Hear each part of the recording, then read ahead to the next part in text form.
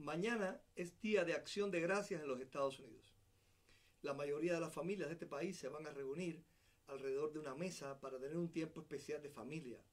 Y en ese tiempo van a tener tal vez, unos sí, unos no, acción de gracias a Dios por las tantas maravillas, tantas cosas que ha hecho en sus vidas y por sostenerles hasta aquí. Muchos saben que el origen de este Día de Acción de Gracias es que allá bien atrás, en el año 1620, o sea, hace más de 404 años, los padres peregrinos, conocidos así por un grupo de cristianos que llegaron a las costas de Massachusetts ese año, pues ellos tuvieron, después de un duro invierno, una cena de acción de gracias a Dios por las primeras cosechas. Muchos creen y así enseñan que allí está el origen de lo que hoy es los Estados Unidos de América. Eso tiene mucho debate, yo no voy a debatir sobre eso hoy, pero quisiera hacerles este pequeño video para hablar de dos cosas importantes. Primero, sobre la historia de estos padres peregrinos y después sobre una acción de gracias en la Biblia. La historia de los padres peregrinos.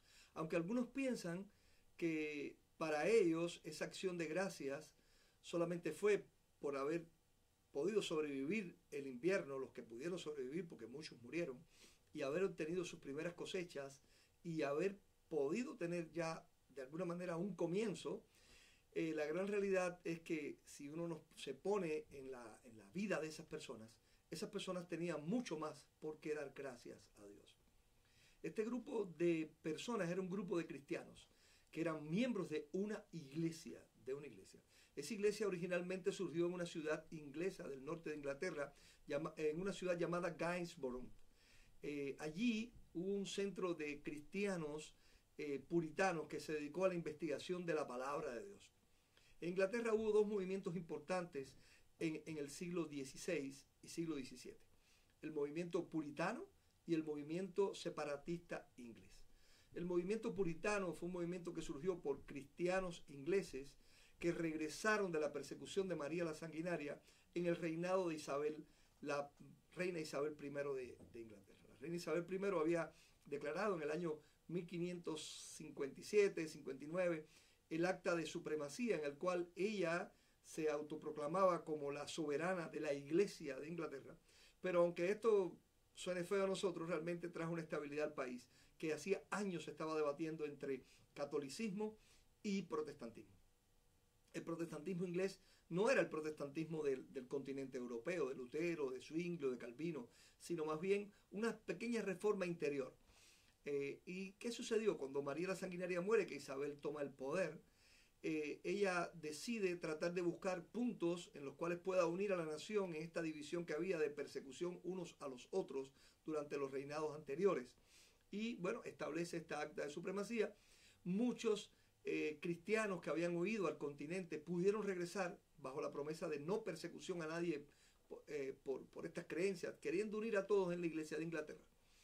La Iglesia de Inglaterra, pues heredera de la Iglesia Católica y de alguna manera de las tradiciones, no hacía mucho énfasis en la vida discipular de las personas, en el seguir a Cristo, en el tener una vida de santidad y demás. Cuando estas personas huyeron al continente europeo, conocieron las doctrinas que tenían ya los reformadores y los protestantes europeos, Calvino, Lutero, especialmente Calvino, especialmente Zwinglio y los reformadores también holandeses.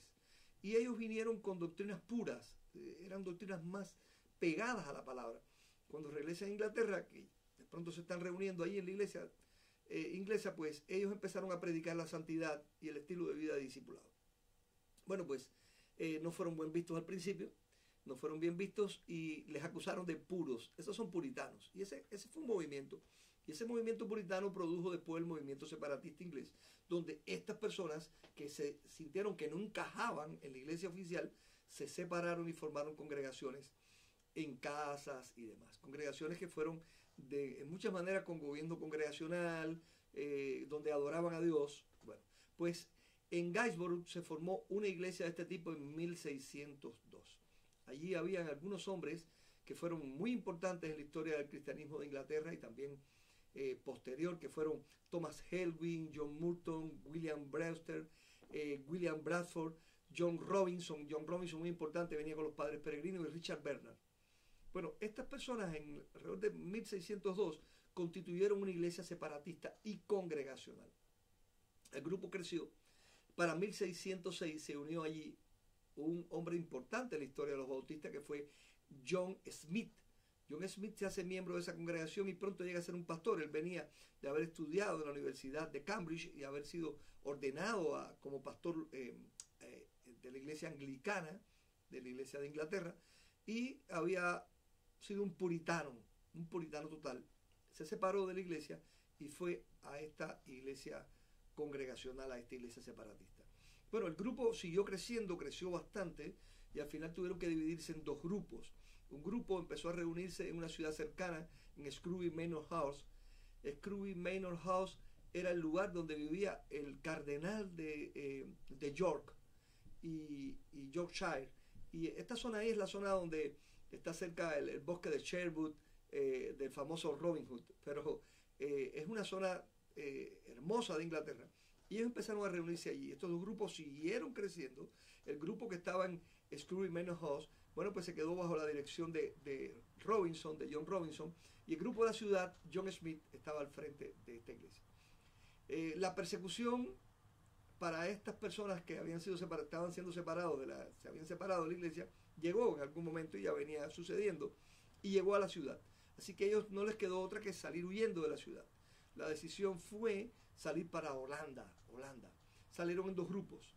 Un primer grupo con John Smith llegó a Ámsterdam y con el tiempo se convirtió en la primera iglesia bautista de la historia. O sea, huyeron en 1606, 1607, alrededor de 80 personas con John Smith llegaron a Ámsterdam, empezaron a reunirse en un viejo molino que era propiedad de un menonita, y en ese molino se reunía una iglesia menonita.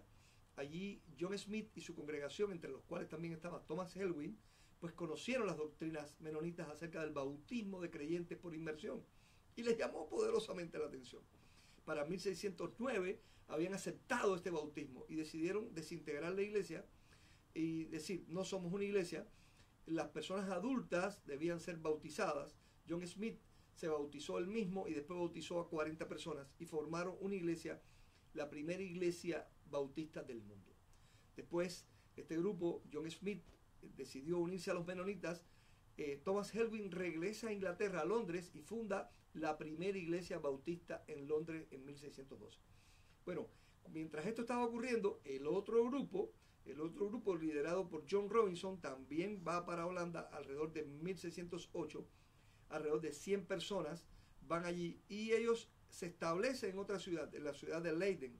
Allí no les fue bien y como sucedió también con el otro grupo, decidieron regresar otra vez a Inglaterra. Regresan a Inglaterra y cuando están allí, pues la persecución continúa y deciden salir entonces al Nuevo Mundo, venir para la Nueva Inglaterra, para América, y salen en 1620 un grupo de 102 personas en un barco llamado Mayflower. Como ven, es un grupo que ha sufrido mucha persecución. Cuando vienen en el mar, ellos firman la famosa declaración de Mayflower, donde declaran que están en contra de la persecución religiosa del rey Jaime y que van a establecer una nueva colonia donde no va a haber esa persecución religiosa. Y bueno, es un documento histórico importante. Y allí ellos también sufrieron vicisitudes. Los atrapó una tormenta, ellos venían para Virginia, en Jamestown era la idea de ellos establecerse, pero una tormenta los tomó y los arrastró y vinieron a desembarcar cerca de 800 kilómetros más al norte de Massachusetts. Allí fundaron la ciudad que llamaron New Plymouth y que después ahora es Plymouth, ¿no? Plymouth, en los Estados Unidos. Ellos llegaron y el invierno fue más frío de lo que ellos imaginaban, muy crudo. No tenían alimentos, ese tiempo fue muy difícil. Los indios le ayudaron, les enseñaron a sembrar, les dieron algún alimento, pero en el invierno murieron muchas personas. Hay historias muy tristes acerca de cómo fue eso, y algunas historias pues no se sabe exactamente cómo sucedió todo, pero lo cierto es que al siguiente año, en este mes de noviembre, ellos celebran esa cena de acción de gracias, donde agradecen a Dios por todo lo que Dios ha hecho por ellos y todo lo que Dios ha obrado en sus vidas.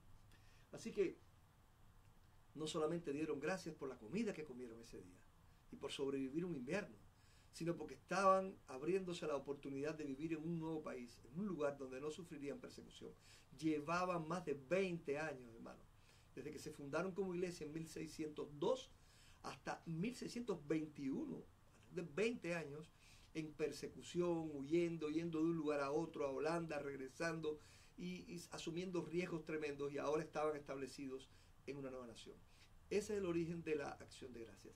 Y sobre la palabra de Dios, pues les quiero leer la Biblia en el Salmo 28, donde David tiene una acción de gracias. El Salmo 28 está dividido en dos partes, algunos creen que en tres. Primero está la oración y después la acción de gracias a partir del versículo 6. Y este versículo 6 en adelante, que es muy bonito porque todo lo que dice es con muy profundo agradecimiento al Señor, dice David. Por cuanto no entendieron, versículo 6, estoy en el 5. Bendito sea Jehová, que oyó la voz de mis ruegos. Jehová es mi fortaleza y mi escudo. En él confió mi corazón y fui ayudado, por lo que se gozó mi corazón y con mi cántico le alabaré. Jehová es la fortaleza de su pueblo y el refugio salvador de su ungido. Salva a tu pueblo y bendice a tu heredad y pastoréales y susténtales para siempre. Es un salmo precioso, hermano. Es un salmo precioso. Pero esta acción de gracias es la que quiero dedicarle a todos ustedes. Y ojalá podamos todos mañana, en nuestro día de acción de gracias, mientras celebramos la cena, poder leer un texto de la Biblia de acción de gracias. Y sugiero este. Bendito sea Jehová, que oyó la voz de mis ruegos. Dios que nos escucha. Dios que por medio de Cristo nos ha dado la maravilla del diálogo con Él. Que podemos rogar, que podemos pedir, que podemos buscar, que encontremos en Él nosotros refugio y fortaleza. Dice después, Jehová es mi fortaleza y mi escudo. Una fortaleza donde nos sentimos seguros. Nos sentimos seguros. Cuando se está en una fortaleza, no importa cuántas batallas hayan alrededor, cuántos ejércitos estén acampando, si la fortaleza es fuerte y firme, resistirá. Muchas veces estamos dentro de nuestros hogares, en la seguridad de nuestro hogar, y afuera hay una tormenta. Y nosotros, la tormenta está ahí alrededor de nosotros, pero nosotros no estamos siendo impactados por ella, porque tenemos la seguridad de nuestra casa, del techo sobre nuestras cabezas. Dios es la seguridad, nos mete dentro de su cueva, dentro de su mano, y nosotros estamos seguros. Él es fortaleza y escudo. En Él confió mi corazón. Oh, hermanos, este es un tiempo que la gente no tiene donde depositar confianza. Siempre ha sido así, porque hay un solo lugar donde uno puede depositar verdaderamente la confianza, y es en nuestro único, sabio, poderoso y salvador Dios. Él es el único que nos puede dar confianza. Y la Biblia dice ahí, en Él confió mi corazón y fui ayudado, por lo que se gozó mi corazón y con cántico le alabaré. Se gozó mi corazón y con cántico le alabaré. Mis queridos hermanos, les dedico estos versículos finales. Jehová es la fortaleza de su pueblo y el refugio salvador de su ungido. Salva a tu pueblo y bendice a tu heredad y pastoréales y susténtales para siempre. Oh Dios, que se haga realidad tu palabra también en nuestras vidas. Demos gracias a Dios, hermano. Hay muchos motivos por los que dar gracias, pero más que nada porque Él es el Dios que nosotros tenemos con nosotros, nuestra confianza, nuestra fortaleza. Y dice David, por lo que se gozó mi corazón y con cántico le alabaré. Alabemos a Dios, hermano, y demos gracias por su maravilla que Él nos da, por su palabra, por las cosas maravillosas que ha hecho en nuestras vidas. Que el Señor nos bendiga ahora y siempre, mis queridos hermanos.